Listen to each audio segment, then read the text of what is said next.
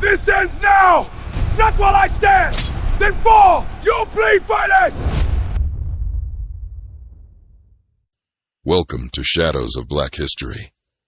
Before we begin, tell us where you are watching from, your city, your country, and the time there right now. If you have not subscribed yet, please subscribe and like this video. It helps our channel grow and keeps these powerful stories alive. Stay with us until the very end, because what you are about to hear is one of the boldest uprisings in early American history. Relax, avoid distractions, and pay close attention as we step into the shadows. In the winter of 1811, along the Mississippi River just outside New Orleans, the air carried more than cold wind. It carried tension. Sugar plantations lined the riverbanks.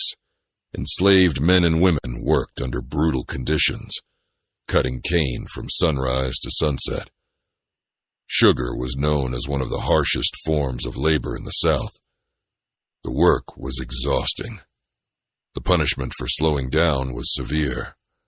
Whips cracked across backs. Families were separated. Lives were measured in profit.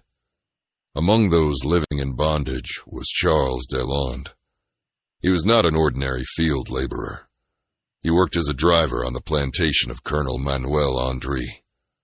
A driver was an enslaved man placed in a position of authority over other enslaved workers. He was expected to enforce discipline, report behavior, and maintain order. It was a dangerous position.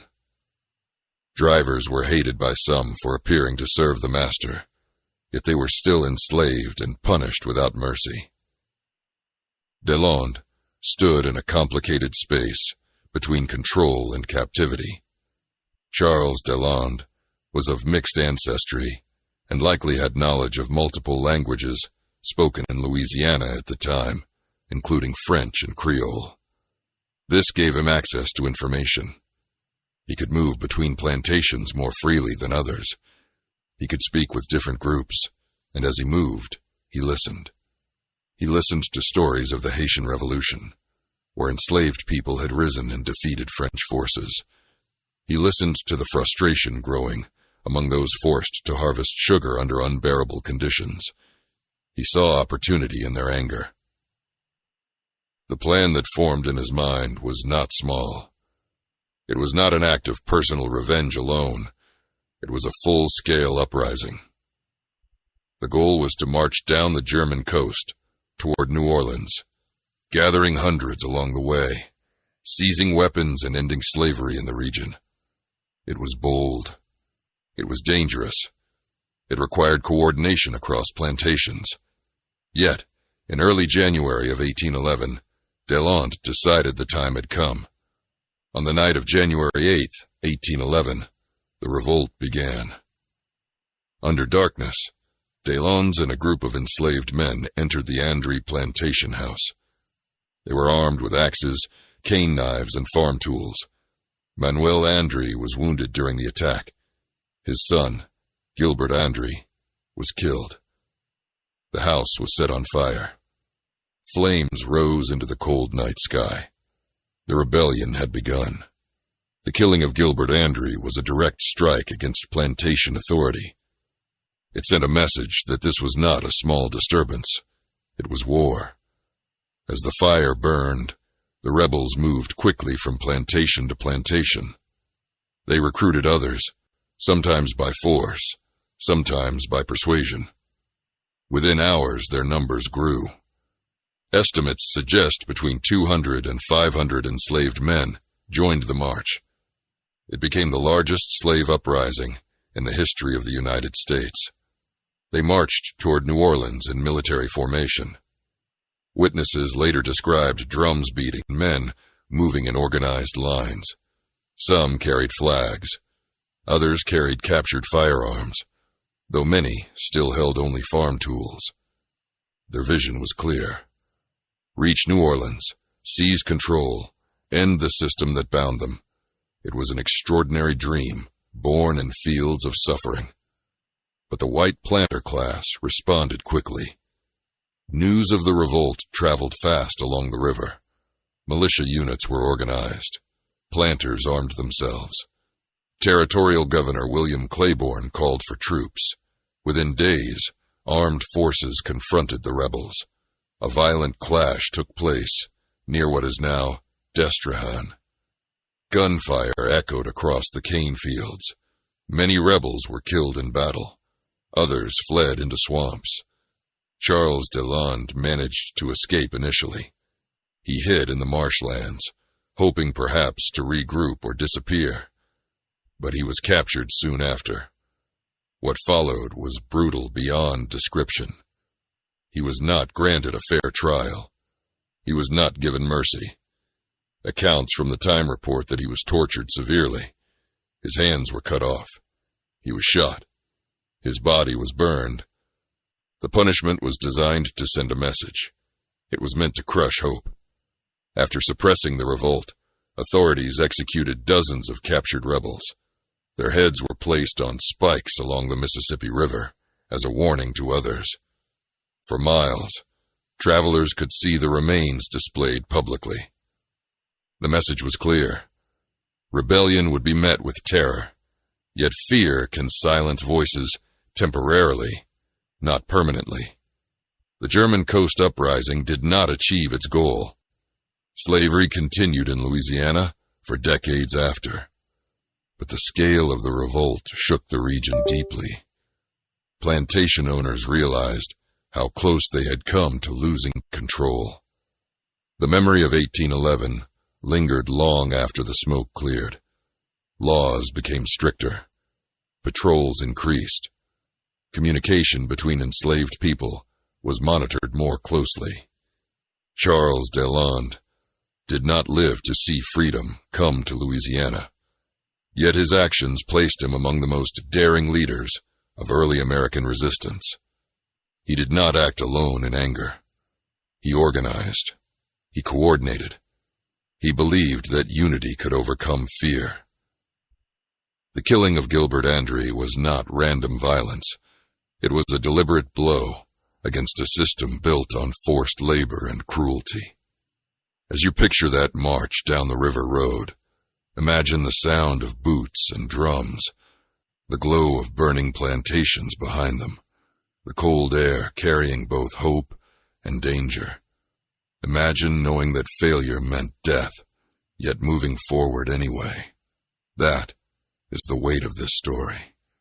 Charles Deslondes stands in the shadows of black history, not because he was insignificant, but because his story is often overshadowed by later revolts. Yet, in 1811, long before the Civil War, he led the largest uprising the young United States had ever seen. His courage forced Louisiana to confront the truth that slavery was never stable. It was always under threat from those it tried to silence. Thank you for staying with Shadows of Black History. Tell us where you are watching from and what time it is there right now. If this story opened your eyes, subscribe and like so more hidden histories can rise from the shadows. Stay curious, stay thoughtful, and remember, sometimes the strongest systems fall not from outside invasion, but from the courage of those forced to live inside them. Part 2. The morning after the flames rose from the Andry plantation, panic spread along the Mississippi River, faster than the winter wind. Plantation owners rode hard on horseback, shouting warnings to neighbors. Church bells rang an alarm. Rumors grew larger with each retelling. Some said hundreds were marching. Others claimed thousands. Fear does not wait for confirmation. It multiplies in uncertainty. What white planters understood immediately was this. The enslaved had organized, and they had struck first. Colonel Manuel Andry, wounded but alive, wasted no time. Despite his injuries, he rode to alert other planters and militia leaders. His son Gilbert lay dead, a symbol of how serious the uprising had become. This was not a small disturbance.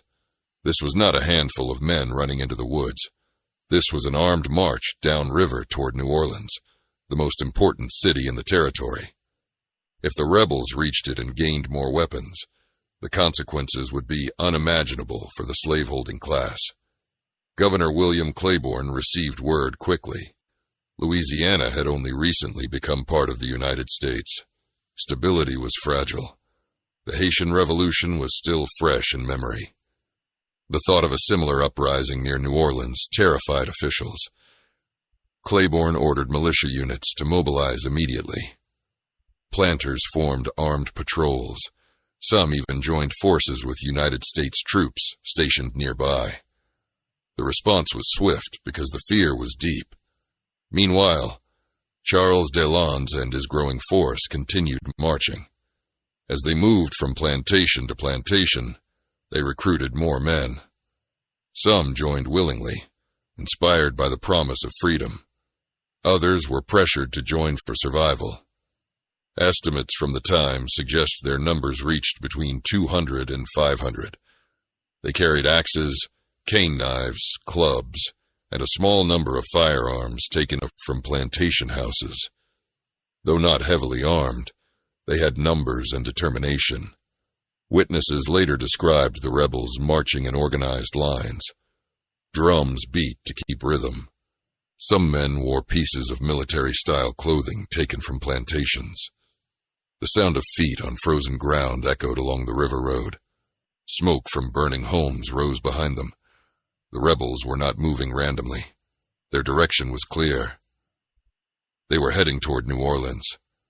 The idea of enslaved men marching openly in formation challenged the entire structure of Southern society. Slavery depended on the belief that enslaved people were scattered, isolated, and powerless.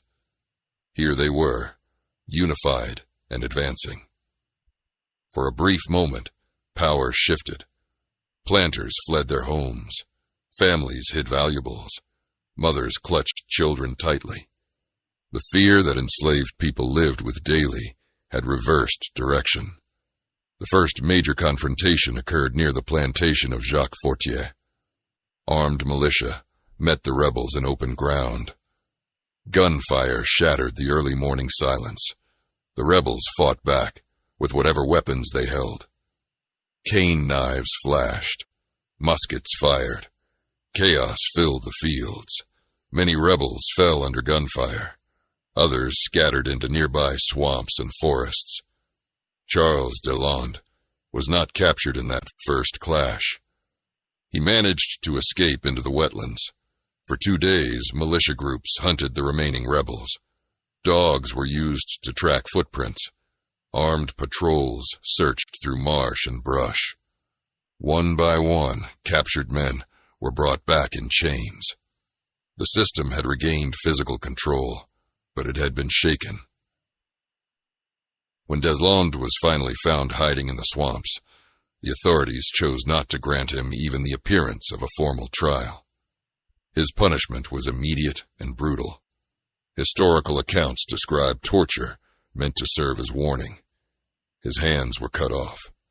He was shot in multiple places. His body was burned. The violence inflicted on him reflected the fear he had inspired. They wanted no hero to rise from this story. They wanted terror to replace hope. The captured rebels faced military tribunals.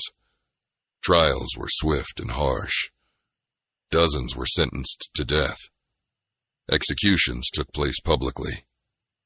The severed heads of the executed were placed on wooden poles along the Mississippi River. For miles, travelers could see the grim display.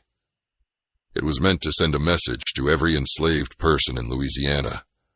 Rebellion would lead to suffering beyond imagination. Yet history teaches us something important. Public terror does not erase memory. It deepens it. Enslaved communities remembered what had happened in January of 1811.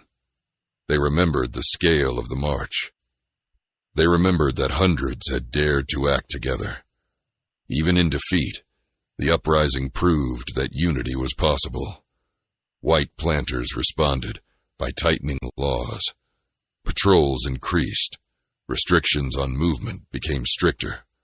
Meetings between enslaved people were monitored carefully. Communication across plantations was limited whenever possible. The German Coast Uprising changed the way Louisiana slaveholders governed. They no longer believed control was automatic. They understood it required constant enforcement. The revolt also influenced broader Southern policy. News of the uprising traveled beyond Louisiana. Planters in Mississippi and Alabama discussed it in private meetings. The Haitian Revolution had already shown what could happen on a large scale. Now Louisiana had experienced its own near disaster. The fear of coordinated slave rebellion became a permanent part of Southern political thinking. Charles Deslondes did not survive to tell his own story. His voice was silenced violently. Most of what we know comes from records written by those who opposed him. Yet even in those hostile accounts, a picture emerges of strategic planning and bold leadership. He understood geography. He understood communication networks among plantations. He understood that timing mattered. The winter harvest season meant many men were concentrated in fields and could move together. Though the revolt failed to overthrow slavery, it remains the largest slave uprising in United States history. That fact alone demands attention. In 1811, decades before the Civil War, hundreds of enslaved men marched openly toward freedom. They challenged one of the wealthiest plantation regions in the country. They forced the government to respond with military force. As you reflect on this chapter of Shadows of Black History, picture the river road at dawn, smoke drifting across frozen fields, drums echoing against cane stalks, militia riders racing toward confrontation. Picture Charles Deslondes, standing at the front of that march, knowing that capture meant death, yet moving forward anyway. That is the weight of courage. Stay with us for the next part as we explore the long-term impact of the German Coast Uprising, how it shaped Louisiana's future, and how the memory of Charles Deslondes continued to live in whispers long after the poles along the river were taken down, long after the heads were taken down from the poles along the Mississippi River, long after the blood had dried in the cane fields. The German coast still carried a tension that could not be erased. Plantation life resumed on the surface. Sugar production continued. Boats loaded barrels onto the river as they always had. But something fundamental had shifted. The illusion of complete control was gone. White planters had seen what organized resistance looked like. They had felt the fear of losing everything in a single night. That fear would shape Louisiana for generations. In the immediate aftermath of the uprising, lawmakers moved quickly. Patrol systems were expanded. Enslaved people were required to carry written passes more strictly than before. Gatherings were restricted. The goal was simple: prevent communication. Slaveholders believed that the power of the revolt came from coordination across plantations. If enslaved men could not meet, could not speak freely, could not travel between properties, then another uprising might be stopped before it began. But systems built on silence rarely succeed completely. People find ways to speak even when watched. The sugar plantations of Louisiana were among the harshest in North America. The labor required to cut and process cane demanded long hours and relentless speed. Injury was common. Exhaustion was constant. Overseers enforced production with violence. In such conditions, anger was not rare. What made 1811 different was not anger alone, but organization. Charles Deslondes had transformed scattered frustration into collective action. That transformation is what frightened planters most. For enslaved communities, the memory of the uprising did not disappear. Stories were whispered at night in cabins. Elders spoke carefully about the march toward New Orleans. They described the drums, the burning houses, the brief moment when hundreds moved as one. They also spoke about the consequences, the torture of Deslond, the executions, the public display of heads. These details were not forgotten. They served as both warning and inspiration. Resistance carried risk, but silence carried suffering. Across the South, other enslaved people heard of the revolt. News traveled slowly, carried by sailors, traders, and word of mouth. In places like Mississippi and Alabama, planters discussed the German Coast Uprising in private meetings. They strengthened militias. They purchased more weapons. The idea of Haiti remained a haunting memory, and now Louisiana added its own example. Slaveholders understood that their system rested on a population that outnumbered them in many regions. That imbalance required constant vigilance. Years passed, but the pattern of resistance continued. In 1822, Denmark Vesey would plan an uprising in Charleston. In 1831, Nat Turner would lead a revolt in Virginia. Each event was different, shaped by local conditions and leadership. Yet they shared a common thread, the belief that slavery could be challenged directly. The German Coast Uprising stands as one of the earliest large-scale examples of that belief in the United States. Historians studying the revolt often examine the unique context of Louisiana. The territory had a complex cultural mix of French, Spanish, African, and Caribbean influences. Many enslaved people spoke French or Creole. Some had knowledge of military tactics from revolutions in the Caribbean. Charles Deslondes himself may have been influenced by these broader Atlantic movements. The Haitian Revolution had ended only a few years earlier. Its success proved that enslaved people could defeat colonial armies. That example mattered deeply. Modern scholars also analyze how fear shaped historical records. Much of what we know about the uprising comes from accounts written by white officials. These reports sometimes exaggerate numbers or emphasize violence to justify harsh punishment. At the same time, they reveal the scale of panic. Words like insurrection and massacre appear frequently. Such language reflects the shock experienced by the planter class. Today, historical markers stand in parts of Louisiana acknowledging the uprising. Museums include exhibits about Charles Deslondes and the German Coast March. For many years, the story was overshadowed by later events in American history. Yet recent scholarship has brought it back into focus. It reminds us that large-scale resistance did not begin in the Civil War era. It existed decades earlier, organized and determined. When visitors stand near the Mississippi River and imagine the events of January 1811, it can be difficult to picture such a massive march along what now appears peaceful landscape. Modern roads and houses have replaced many plantations, but beneath the surface lies history. Hundreds once moved down that same path, with weapons in hand and hope in their hearts. The river witnessed both their courage and their defeat. Charles Deslondes remains a figure of both inspiration and tragedy. He did not survive to see any change.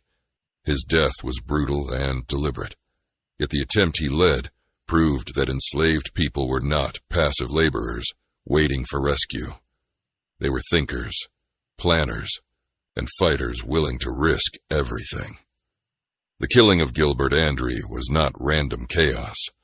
It was a declaration that the plantation system could be confronted directly. As you continue this journey with Shadows of Black History, consider the weight of organizing under constant threat. Imagine coordinating across plantations, without telephones, without written messages that could be safely passed.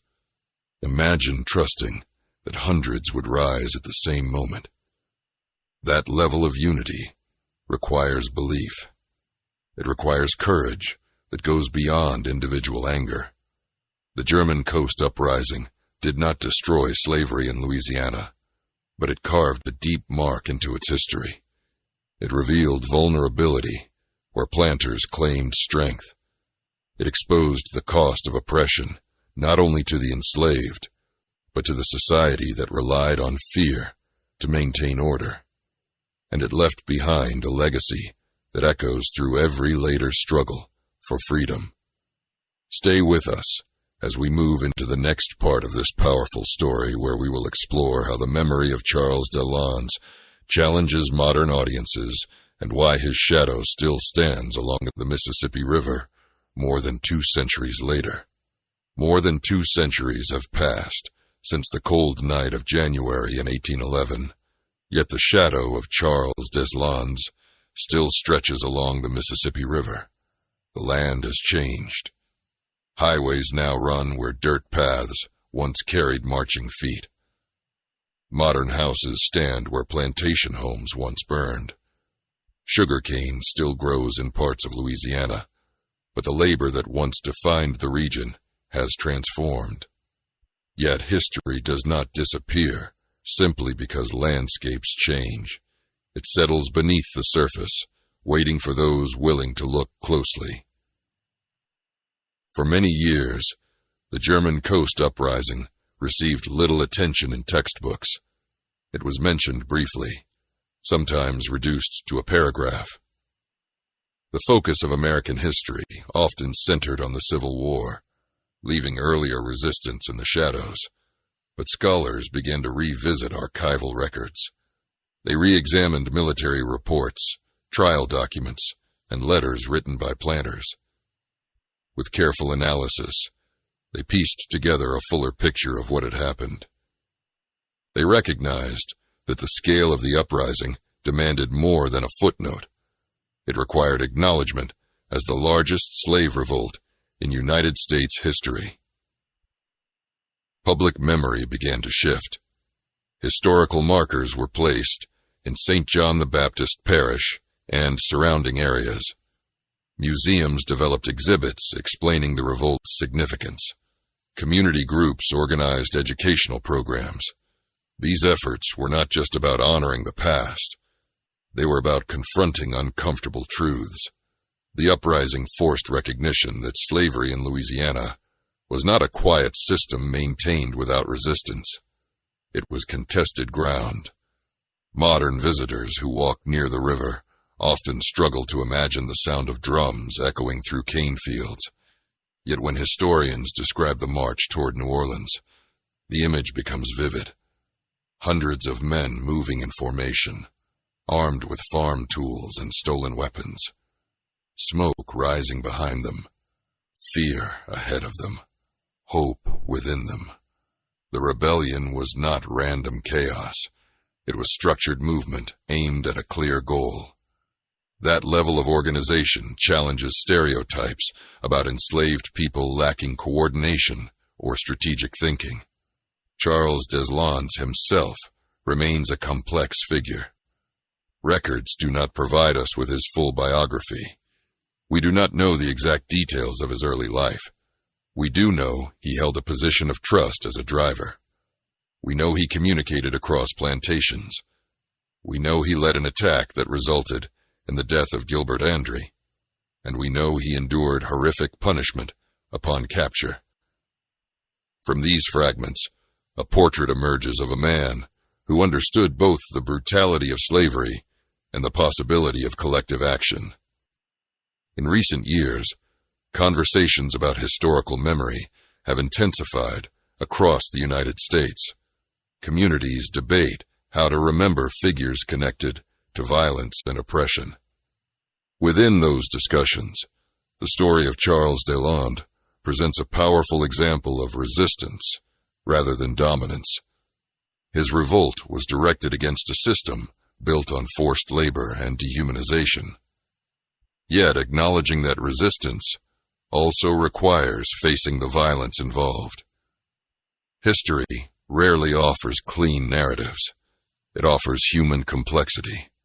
Educators now use the German Coast Uprising to illustrate how early America was shaped not only by founding fathers and political leaders, but by enslaved people who challenged injustice directly. Students learn that resistance did not begin with the Civil War. It existed from the moment slavery took root. Understanding this changes perspective. It reveals that the fight for freedom has always included those denied official power. The uprising also highlights the influence of the broader Atlantic world. Louisiana's connection to Caribbean revolutions shaped the thinking of enslaved communities. The success of Haiti demonstrated that plantation systems could collapse under organized revolt. That knowledge traveled through sailors, traders, and oral communication. Charles Deslondes operated within that context. His vision of marching toward New Orleans reflected awareness of larger revolutionary currents. When we consider the brutality of his execution, we must also consider what it reveals about fear. Torture is not merely punishment. It is spectacle. It is designed to send a message. The authorities wanted to ensure that no one would view Deslondes as heroic. They sought to replace admiration with terror. Yet history shows that such displays often fail in the long term. Memory reshapes events. Courage can survive even when bodies do not. Standing on the banks of the Mississippi today, it is possible to imagine the quiet before the uprising. The still air, the dark river reflecting faint light, the moment before movement begins. Then imagine the sudden change, the attack on the Andry plantation, the fatal blow to Gilbert Andry, the march downriver. That contrast between calm and eruption captures the essence of the event. Oppression may appear stable, but beneath it, pressure builds. When it releases, it can reshape history. Charles Deslondes did not achieve the freedom he sought. Slavery in Louisiana continued for more than half a century after his death. But his attempt forms part of the larger arc that eventually led to emancipation. Each act of resistance added weight to the moral and political struggle. Each uprising forced slaveholders to confront vulnerability. The German Coast Uprising stands as a reminder that freedom's history includes both triumph and sacrifice. As we close this powerful chapter in Shadows of Black History, take a moment to reflect on what this story reveals. It reveals the strength of organized resistance. It reveals the fear hidden within systems of power. It reveals the cost of courage. Charles Deslondes marched knowing that failure meant death. Yet he marched. That choice echoes across centuries. Tell us where you are watching from, your city and country, and what time it is there right now. If this story deepened your understanding of early American resistance, subscribe and like so we can continue uncovering powerful histories that deserve to be remembered. Stay curious, stay thoughtful, and remember that along the quiet banks of the Mississippi River, the shadow of Charles Deslondes still walks, reminding us that freedom has always required brave souls willing to rise.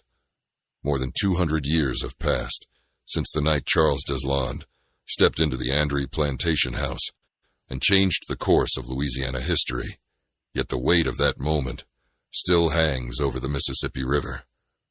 Time has softened the landscape, but not the meaning. Where cane fields once stretched endlessly under watchful overseers, there are now roads, towns, and modern industries. People drive past St. John the Baptist Parish without always knowing what unfolded there in the winter of 1811. But beneath the surface of ordinary life lies a story that refuses to fade. To understand the true legacy of Charles Deslondes, we must step back into that frozen January once more and look not only at what happened, but at what it revealed. Slavery in Louisiana was brutal even by Southern standards. Sugar production demanded speed and strength. The cutting season was short, intense, and unforgiving. Workers labored from before sunrise until darkness fell. Injuries were common. Punishments were severe. The system relied on fear to maintain order. Yet the revolt exposed a truth slaveholders tried to deny. Fear works both ways. When Deslondes and his men struck, they shattered the illusion that plantations were secure fortresses. They demonstrated that enslaved people were not simply enduring their condition. They were thinking, planning, communicating, and waiting. That realization changed how slaveholders viewed the world around them. After 1811, Louisiana planters lived with permanent anxiety. They armed themselves more heavily. They expanded patrol systems. They enforced restrictions with renewed harshness. The rebellion may have been crushed, but its psychological impact lingered. The public execution of captured rebels was meant to erase hope. Heads placed on poles along the river were intended to terrify anyone considering resistance. Travelers reported seeing the grim display stretching for miles. It was a spectacle of power. Yet history teaches us that such displays often have unintended consequences.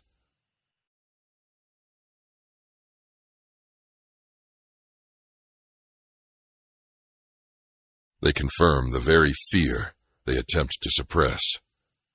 If rebellion were impossible, such brutality would not have been necessary. For enslaved communities, the memory of that march toward New Orleans became part of oral history. Parents spoke carefully to children about what had happened. They described the drums that echoed across fields. They spoke of houses burning in the distance. They spoke of courage and loss. These stories were not recorded in official documents. They survived in whispers and quiet teaching. In that way, the uprising lived on. Decades later, when other revolts emerged in different states, the pattern became clearer. Denmark Vesey's planned uprising in 1822, Nat Turner's revolt in 1831. Each had its own context and leadership, yet they shared a foundation laid by earlier acts of resistance. The German Coast Uprising stood as one of the earliest and largest examples. It proved that organized rebellion on a massive scale was possible within the United States.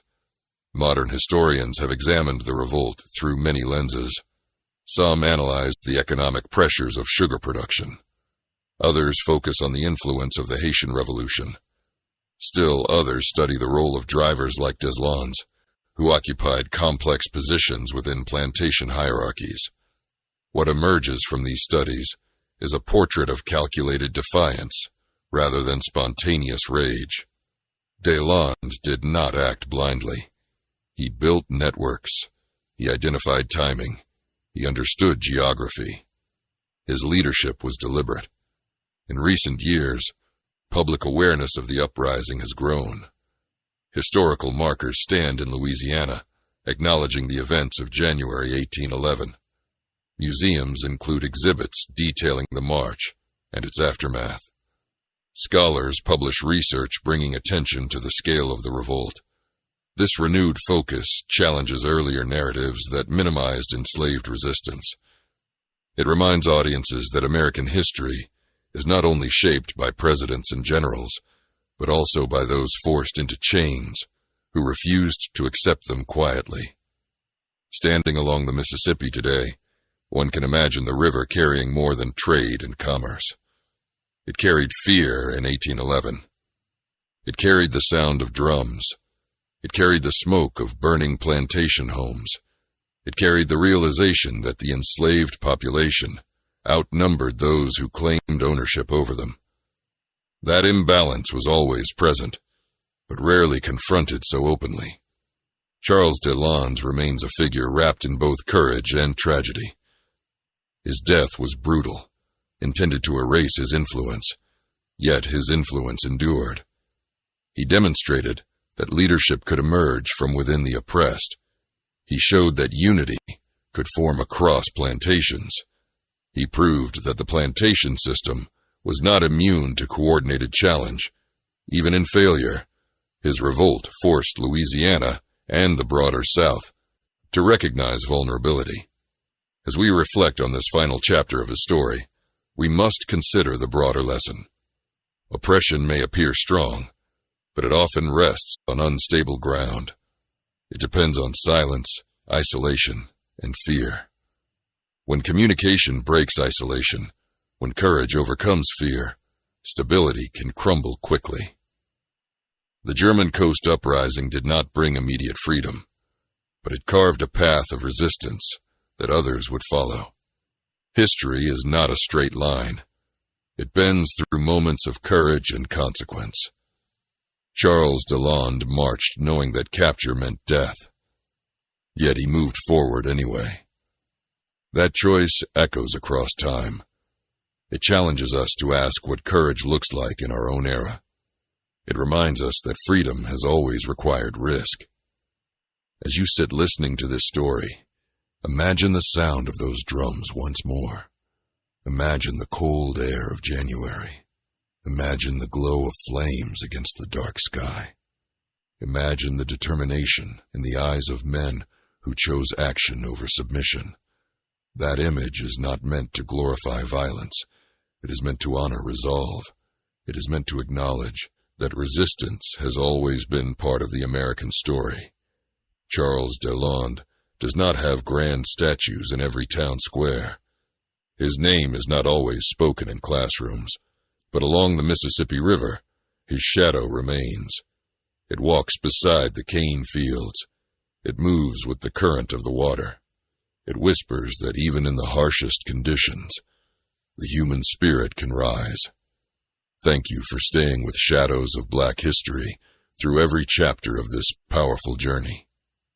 Tell us again where you are watching from, your city, your country, and what time it is there right now. If this story opened your eyes and deepened your understanding, subscribe and like so that more hidden histories can rise from the shadows. Stay curious, stay aware, and remember sometimes the greatest revolutions begin in the quiet before the storm. Chapter 6. When we step beyond the smoke of burning plantation houses and the violence that followed the German Coast Uprising, we begin to see something even more powerful than the clash itself. We begin to see how memory survives.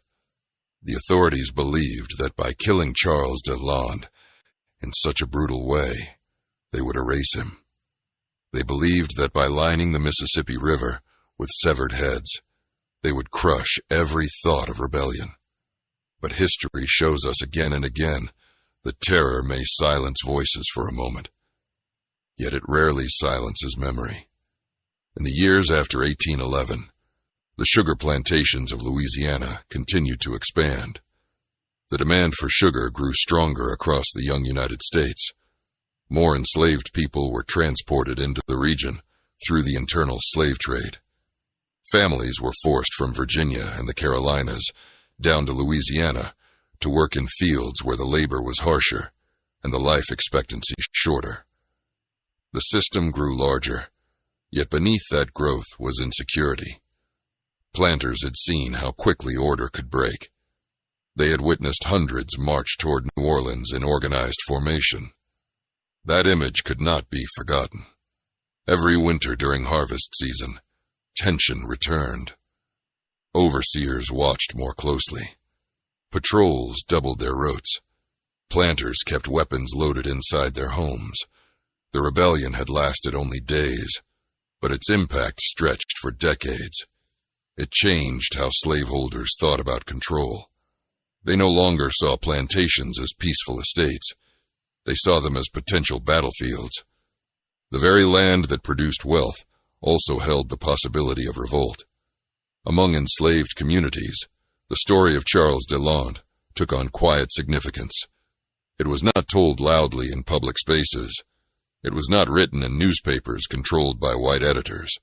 It was passed in fragments, a mention of the march, a reminder of the drums, a warning about betrayal.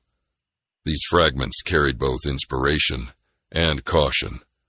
They reminded listeners that unity was possible, but they also reminded them of the price paid. Courage did not guarantee survival. As the nation moved toward greater division over slavery, Louisiana remained deeply committed to the institution. The state's economy depended heavily on sugar and cotton. Political leaders defended slavery as essential, yet beneath their confident speeches lingered the memory of 1811. It stood as proof that enslaved people were not content with their condition. They were watching. They were waiting. When the Civil War finally erupted in 1861, Louisiana once again found itself at the center of conflict. New Orleans was captured by Union forces in 1862. The Mississippi River became a strategic target. Enslaved people in Louisiana seized opportunities to escape when Union troops advanced. Some joined the Union Army. Others fled to contraband camps seeking protection.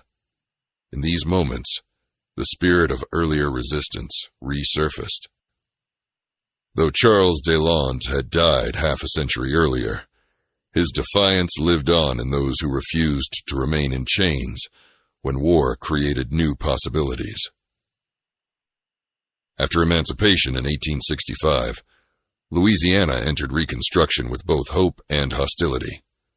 Freedmen sought education, land, and political participation. Black men voted and held office during Reconstruction governments. Schools were established where literacy had once been forbidden. Churches flourished as centers of community leadership. For a brief period, it seemed that the dream of freedom envisioned by earlier rebels might take root. Yet backlash followed swiftly. White supremacist groups used violence to intimidate black voters. Laws were rewritten to limit political power. By the end of the 19th century, segregation and disenfranchisement hardened across the South. The promises of Reconstruction were pushed aside. Still, even in that restrictive environment, memory endured. The German Coast Uprising became part of a longer chain of resistance, stretching from slavery through segregation and into the civil rights movement. In the 20th century, scholars began to look more closely at events like the uprising of 1811. For many years, mainstream history had minimized slave revolts. Textbooks often portrayed enslaved people as passive recipients of freedom granted by political leaders. That narrative began to change as researchers examined plantation records, court documents, and military reports. They realized that the revolt led by Charles Deslondes was not a minor disturbance. It was a large-scale insurrection that nearly reached New Orleans. Modern historians emphasize that the uprising demonstrates strategic organization. Deslondes chose a moment during harvest season, when large numbers of men were already concentrated in fields. He targeted plantation homes first, seeking weapons and disrupting communication. He aimed toward New Orleans, the center of political and economic power. These decisions reveal planning. They reveal intelligence. They reveal a leader who understood both geography and psychology. Today, when people visit Louisiana and learn about the German Coast Uprising, they often express surprise. Many have never heard of Charles Deslondes. They may know about Nat Turner or the Underground Railroad, but not about the largest slave revolt in United States history. Bringing this story into public awareness changes the understanding of American history. It reminds us that resistance did not wait for the Civil War. It was present from the earliest days of the nation. Standing beside the Mississippi River in the present day, one might hear only the hum of modern traffic and the movement of barges. Yet if you listen closely in imagination, you can almost hear the echo of drums from that January march. You can picture hundreds walking together with hope in their hearts, despite knowing the risk. You can sense the fear that rippled through plantation homes as smoke rose into the sky. Charles Deslondes does not fit neatly into simple categories. He was neither a politician nor a soldier in a formal army. He was an enslaved man who saw injustice daily and decided to confront it directly. His revolt did not succeed in ending slavery, but it succeeded in revealing truth. It showed that beneath forced labor lived determination. It showed that unity could form across plantations. It showed that power built on cruelty is never entirely secure. As you reflect on this chapter, consider the broader message. Systems of oppression often appear stable until they are challenged. The German Coast Uprising was one such challenge. Though crushed, it carved a permanent mark in Louisiana's history. It stands as testimony to the courage of those who refused to accept bondage without resistance. Stay with Shadows of Black History as we move into the final chapter of this story, where we will gather the full meaning of Charles Deslondes' life and consider why his shadow continues to matter more than 2 centuries later. More than 200 years have passed since the winter night when Charles Deslondes stepped into the Andry plantation house and set fire to a system that believed itself untouchable. The cane fields have changed. The plantation houses that once stood in rigid rows along the Mississippi River have been replaced, restored, or erased. The men who ordered executions are long gone. Yet the story refuses to disappear. It lingers not because it was victorious, but because it was bold. It lingers because it forces us to confront a truth that history often tries to soften. Slavery in America was never peaceful. It was contested ground from the beginning. When we look carefully at the German Coast Uprising, we see more than violence. We see planning under pressure. We see communication across barriers designed to isolate. Enslaved people were deliberately separated by language, by plantation boundaries, by constant surveillance. The system relied on that separation. Yet Charles Deslondes moved across those invisible walls. As a driver, he traveled between fields and houses. He observed patterns. He listened. He calculated. His position gave him insight into both the weaknesses and strengths of plantation authority. He used that knowledge to build something dangerous: unity. Unity is what frightened the planter class more than anything else. One act of resistance by a single person could be punished quickly. But hundreds marching together toward New Orleans represented a shift in power. For a brief moment, those who had always been ordered to obey were giving orders. They were choosing direction. They were setting the pace. That reversal shook the foundation of Louisiana's slave society. Even though the revolt was crushed, the shockwaves traveled far. Slaveholders across the South tightened restrictions. Patrols increased. Laws were rewritten. But beneath these measures was anxiety. They had seen what was possible. They understood that enslaved populations often outnumbered white populations in many regions. They knew that if coordination spread beyond one parish, control could unravel rapidly. That fear remained present through every later uprising. After the Civil War ended slavery in 1865, the memory of earlier revolts gained new meaning. During Reconstruction, black communities in Louisiana sought education and political power. For a short time, it seemed as though the dream of self-determination was becoming reality. Though Charles Deslondes did not live to witness it, the freedom he marched toward in 1811 became law more than 50 years later. That connection matters. History does not move only through victories. It moves through persistence. When Reconstruction collapsed and segregation tightened its grip, resistance changed form. It no longer looked like marches with cane knives toward New Orleans. It looked like court challenges, church meetings, and organized boycotts. Yet the spirit remained similar, a refusal to accept injustice quietly. The same determination that moved through Deslondes' march could be seen generations later in those who faced segregation and disenfranchisement with courage. Modern historians continue to uncover details about the uprising. Archaeologists study plantation sites. Researchers compare trial transcripts and militia reports. They examine how rumors and fear shaped white responses. Each new piece of evidence adds depth. It reminds us that the revolt was not a spontaneous riot, but a coordinated insurrection rooted in clear objectives. Deslondes and his followers were not acting blindly. They were acting strategically. Public awareness has grown in recent decades. Museums and historical sites in Louisiana now include information about the German Coast Uprising. Educational programs discuss the scale of the march. Documentaries explore the connection between Louisiana and the broader Atlantic world. These efforts ensure that Charles Deslondes is no longer confined to footnotes. He stands as a central figure in understanding resistance before the Civil War. As we reflect on his life, we must acknowledge both courage and consequence. The revolt led to bloodshed. It ended in torture and execution.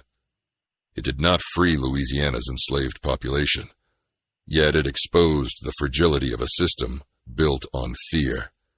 It demonstrated that control maintained by violence can never be fully secure.